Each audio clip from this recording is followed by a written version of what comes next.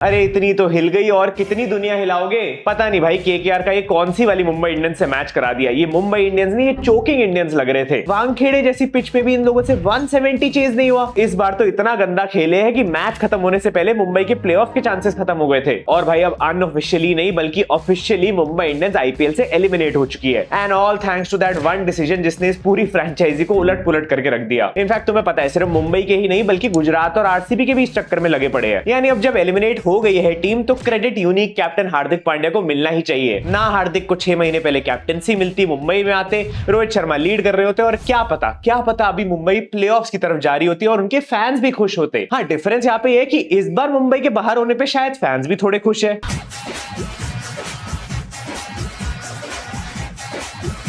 सही में उन लोगों ने ऑलरेडी इतना बड़ा ब्लंडर कर दिया और टीम की हालत कितनी खराब है। और अभी तो अगले साल सुनने में आ रहा है बाकी प्लेयर्स भी छोड़ के जाना चाह रहे हैं। सोचो भाई केकेआर लास्ट 12 साल पहले वानखेड़े के ग्राउंड पे जीती थी और अब देख लो यूनिक कैप्टेंसी के अंदर यूनिक रिकॉर्ड्स टूट भी रहे हैं। वो क्या है कि हार्दिक भाई गुजरात में जब तक थे तब तक टॉप पे रहने की आदत हो गई थी, तो इस बार ऊपर से तो आ नहीं पा रहे तो सोचा नीचे से ही कर लेते हैं। सारी उम्र में और एक केकेआर का भी समझ नहीं आता यार, कभी तो ये पंजाब जैसी टीम से 260 चेज करवा देती है और कभी मुंबई जैसी बैटिंग लाइनअप के अगेंस्ट 170 डिफेंड कर लेते हैं उनके होम पे। बड़े इस मैच को देख के इतना पता लग गया कि मोटा भाई के घर में देर है लेकिन अंधेर नहीं। अरे वो सब बोल रहे थे ना कि बॉलर्स के लिए आईपीएल थोड़ा अनफेयर हो रहा है। अब देख लो भाई इस मैच की स्क्रिप्ट ऐसी थी कि एक ही दिन में दोनों टीम ऑल आउट हो गई। इस आईपीएल में पहली बार देखने को मिला कि 20 विकेटें गिरी हो एक दिन में और 50 मैचों के बाद हुआ है ये। पर मोटा भाई अब थोड़ा लेट नहीं हो गए इस चक्कर में, क्योंकि मुझे तो लग रहा है आधे से ज्यादा बॉलर्स अपनी रिटायरमेंट फिक्स करके बैठे जितना वो पिट गए इस सीजन। बॉलिंग अच्छी थी तो इसी बहाने हार्दिक पांड्या ने भी 2 विकेटें निकाल ली इस गेम में, लेकिन फिर वही 11 की इकोनॉमी। अब तो सीरियसली बुरा लगता है यार हार्दिक के लिए, क्योंकि ये बंदा बार बार गोल्डन अपॉर्चुनिटीज वेस्ट करता जा रहा है। इस सीजन में कितनी बार ऐसा हो चुका है जब हम देख चुके कि हार्दिक एक ऐसी पोजीशन में आता है जहां से वो बैटिंग से टीम को मैच जिता सकता है और प्रूव कर सकता है कि भाई वो भी अच्छा फिनिश कर सकता है। पर गोल्डन अपॉर्चुनिटीज से ज्यादा हार्दिक भाई का ध्यान गोल्डन डक पे रहता है। यार ऐसे 1-2 मैचेस सिंगल हैंडेडली अभी तक जिता दिए होते ना तो सारे बूज और सारी गालियां बंद हो चुकी होती इंटरनेट पे। और जैसे जैसे वर्ल्ड कप करीब आ रहा है हार्दिक की ऐसी परफॉर्मेंसेस देख के गालियां और बूइंग का तो पता नहीं लेकिन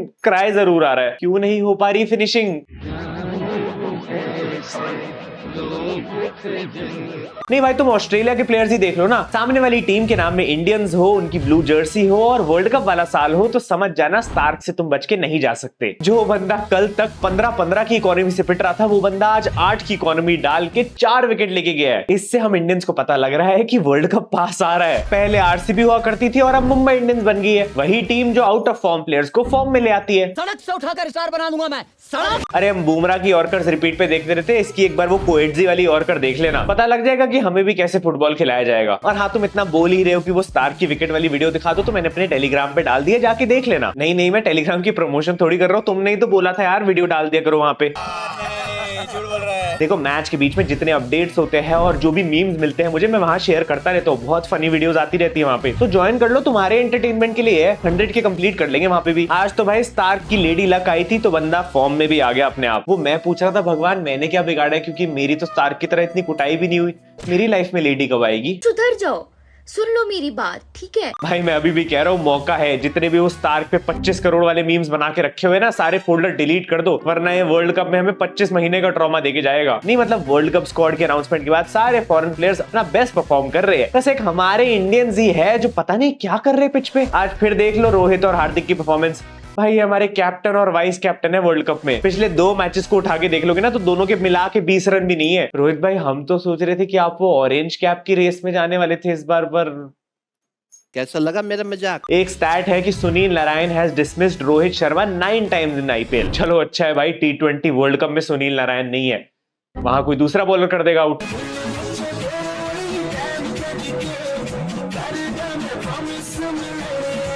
और ये हार्दिक रोहित से किस जन्म का बदला ले रहा है? कभी तो रोहित भाई को बाउंड्री पे भेज देता है फील्डिंग करने और आज तो इम्पैक्ट प्लेयर ही बना दिया। ये कितनी फनी चीज है भाई। रिसेंटली एक इंटरव्यू में रोहित भाई ने बोला था कि उनको इम्पैक्ट प्लेयर रूल पसंद नहीं है और अब उन्हीं को बना दिया। नहीं मतलब अब लोग अगर परफॉर्मेंस पे या कैप्टेंसी पे गालियां नहीं दे रहे उतनी, तो हार्दिक भाई नए नए तरीके ढूंढ रहे गालियां खाने के। केकेआर ने तो देखो अपनी तरफ से प्लान किया था कि इस बार सभी लोग जल्दी आउट होंगे और फिर रिंकू सिंह आके एक हीरोइक इनिंग खेल के जाएगा, पर रिंकू भाई ने हक दिया, हक दिया। पता नहीं यार ये बंदा विराट से कौन सा बैट उठा के ले आया है। मेरे को तो लग रहा है यश दयाल ने अदला बदली कर दी होगी जानबूझ के। मैंने तो कहा था रिंकू भाई आज इतनी अच्छी अपॉर्चुनिटी थी, सामने कैप्टन खड़ा था, वाइस कैप्टन खड़ा था, एक बढ़िया सी 50 निकाल के मारते, सिलेक्टर्स के मुंह पे तमाचा पड़ता और सारे एकदम रिग्रेट करने लग जाते कि इसको सिलेक्ट क्यों नहीं किया हमने वर्ल्ड कप में। पर यहाँ तो आप उनके डिसीजन को राइट प्रूव करते जा रहे हो। अब तो रियलिस्टिकली देखा जाए तो रिंकू के पास उतने चांसेस भी नहीं बचे कि वो सिलेक्टर्स को उतना इंप्रेस कर पाए और अपनी जगह बना पाए टीम में। बस एक ही तरीका अब रह गया कि अगर कोई प्लेयर इंजर्ड हो जाता है तो भाई first choice Rinku Singh team में आ जाएंगे। और इंजर्ड होने में पीएचडी तो तुम्हें पता है एक ही प्लेयर के पास है, नाम लूंगा तो भाई विवाद नहीं वर्ल्ड वॉर हो जाएगा। अब मुंबई का मैच था, एक आध कंट्रोवर्सी तो होनी थी। आज टॉस के टाइम पे फिर पंगे हो गए। तुम्हें पता है आजकल कैमरामैन टॉस के बाद कॉइन पे जूम करते हैं, लेकिन आज के मैच में रेफरी ने जूम करने से पहले ही कॉइन उठा लिया और टॉस जीती भी मुंबई। पता नहीं यार, मुझे लगता है कई बार ये कोइंसिडेंस की बात होती है और लोग ना मुंबई को बहुत ज्यादा गलत समझ लेते हैं जस्ट बिकॉज उनके पास बहुत ज्यादा पैसा है और वो किसी को भी खरीद सकते हैं। इसका मतलब ये नहीं यार कि वो टॉस में फिक्सिंग करेंगे। सही में यार इट्स अ स्पोर्ट। मतलब मुझे वो लोग बिल्कुल समझ नहीं आते जो मुंबई पे ऐसे भद्दे इल्जाम लगाते हैं। क्या मतलब मैं भी उनमें से एक हूं।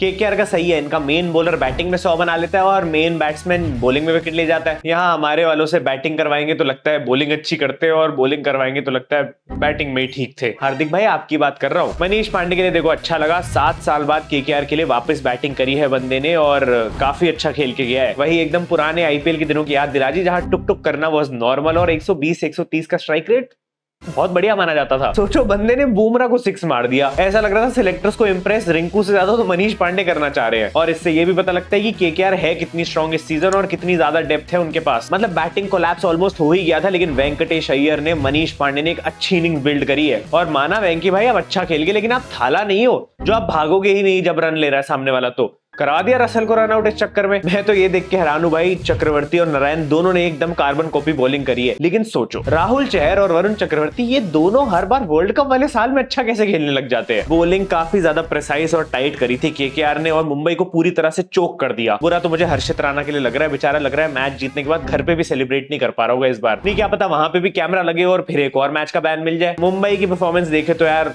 सूर्या ही थे जिन्होंने एक अच्छी इनिंग्स खेल दी, लेकिन कब?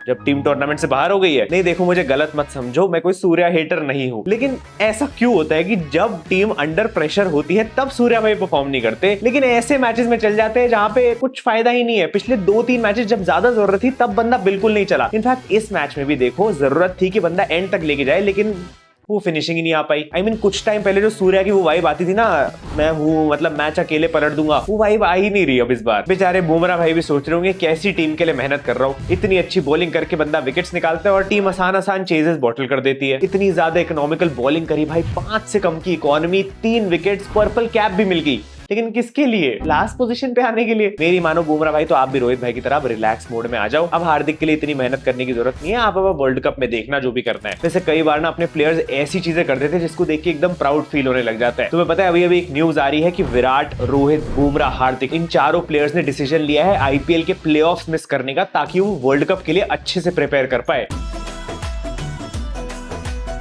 देखो मुंबई आरसीबी के दोनों के सेम हाल है, खत्म हो ही चुके हैं सारे चांसेस। आज आरसीबी वर्सेस जीटी का भी मैच है, अगर जीटी हार जाती है तो उनका भी बेड़ा गर्क होने वाला है। बस वो एक ऑक्शन ने तीनों फ्रेंचाइजीज को खत्म करके रख दिया। कब तक जवानी छुपाओगी रानी, कब तक जवानी छुपाओगी रानी, कुंवारों को कितना सताओगी रानी, कभी तो किसी की दुल्हनिया बनोगी, मुझसे शादी करोगी, शादी करोगी। मेरी प्रेडिक्शन है यार आरसीबी को ये मैच जीत जाना चाहिए। अपनी फैंटेसी टीम ये होने वाली है, कैप्टन बना रहा हूँ शुभमन गिल को और वाइस कैप्टन के लिए मैक्सवेल के साथ जा रहा हूँ। बाकी तुम इंस्टाग्राम पे आगे फॉलो कर लेना, चैनल को भी सब्सक्राइब कर देना। अगर अभी तक मेरी वर्ल्ड कप वाली वीडियो नहीं देखी है जिसमें मैंने स्क्वाड की बात करी है तो जहां जाके देख लो। Thank you so much for watching, love you all, bye bye.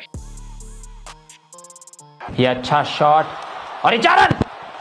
क्या कहते हैं रवि भाई आप? जी मार्कस स्टोइनिस अभी देखिए T20 वर्ल्ड कप में भी उनकी जगह है तो, और ये जगह क्या बैटिंग है इनकी, ये फील्डिंग में जिस तरीके से थ्रो किया है, और ये एक और कैच आउट होने वाला है।